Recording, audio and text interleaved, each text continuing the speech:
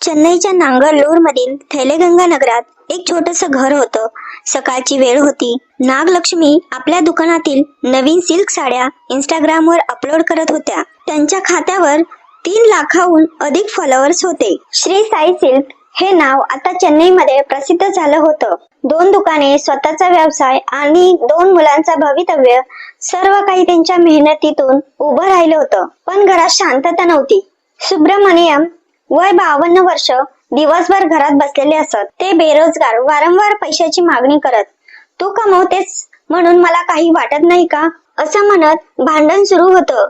2 वर्षापूर्वी एक मोठं भांडण झालं होतं. सुब्रमण्यन मादुराईला बहिणीकडे राहायला गेले होते. नागलक्ष्मी एकटीच मुलांना सांभाळत होत्या, दुकान चालवत होत्या आणि त्यांना पैसे पाठवत राहिल्या होत्या. 10 दिवसांपूर्वी तो परत आला.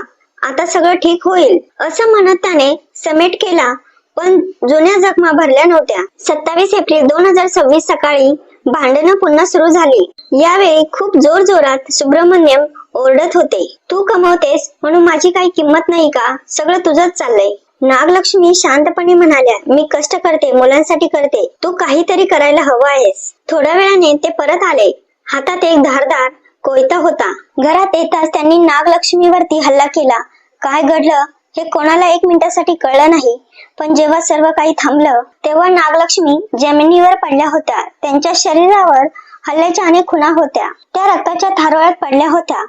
सुब्रमण्यम दुसऱ्या खोलीत गेले. त्याच वेळी त्यांच्या धाकट्या मुलाचा शैलेश वय वर्ष 18 शैलेशचा फोन वाजला. व्हॉट्सअपवर मेसेज आला होता, शैलेश तुझी आई आणि मी आता यापुढे भेटणार नाही.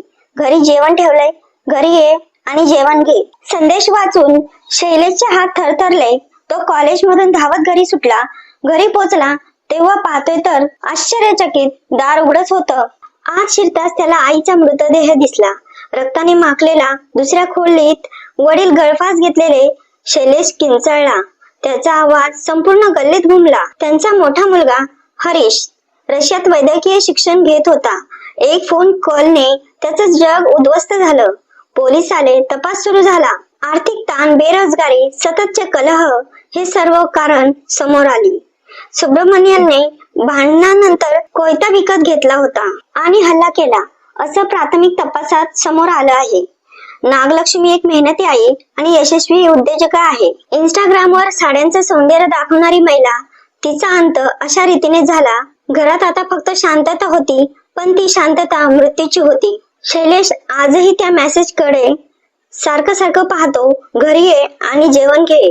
आई वडिलांचा शेवटचा मेसेज तो पाहून सारखा रडतो. ही कहाणी संपली, पण 2 तरुण मुलांच्या मनातील जखम कधी भरून येणार नाही.